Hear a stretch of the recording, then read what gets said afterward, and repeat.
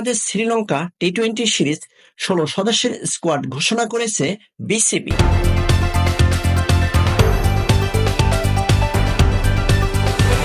Bangladesh versus Sri Lanka এই দুই দেশের মধ্যে ৩ ম্যাচ টি-20 সিরিজের জন্য ১৬ সদস্যের দল ঘোষণা করেছে Bangladesh cricket board BCB. ১০ July ক্যান্ডিতে প্রথম টি-20 মুখোমুখি হবে বাংলাদেশ ও শ্রীলঙ্কা এবং সিরিজের বাকি দুই ম্যাচ ১৩ ও ১৬ জুলাই লঙ্কান দেশটির ডাম্বুলা এবং কলম্বোতে অনুষ্ঠিত হবে। সব কয়টি ম্যাচ শুরু হবে বাংলাদেশ সময় সন্ধ্যা ৭টা ৩০ মিনিটে। শ্রীলঙ্কার বিপক্ষে ৩ ম্যাচ টি-20 সিরিজের নতুন করে দলে জায়গা পেয়েছেন ওপেনার মোহাম্মদ নাঈম শেখ ও pace bowling all rounder Mohammad Saifuddin ও তাসকিন আহমেদ এবং বাদ পড়েছেন নাজমুল হোসেন শান্ত। টানা ব্যর্থতায় বছরের শুরুতে টি-20 সংস্করণে অধিনায়কত্ব ছেড়ে দেওয়ার সিদ্ধান্ত নেন নাজমুল হোসেন শান্ত।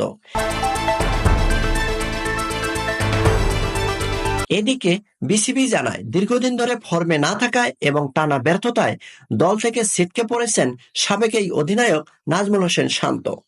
তবে তার জায়গায় আগামী বছরের বিশ্বকাপ পর্যন্ত লিটন দাসকে নেতৃত্ব দেওয়ার সিদ্ধান্ত নিয়েছে বাংলাদেশ ক্রিকেট বোর্ড বিসিবি এবং তার সঙ্গে সঙ্গে সিরিজ থেকে সৌম্য সরকার, তানভীর ইসলাম, হাসান মাহমুদের নামও নেই ১৬ সদস্যের এবারের স্কোয়াডে।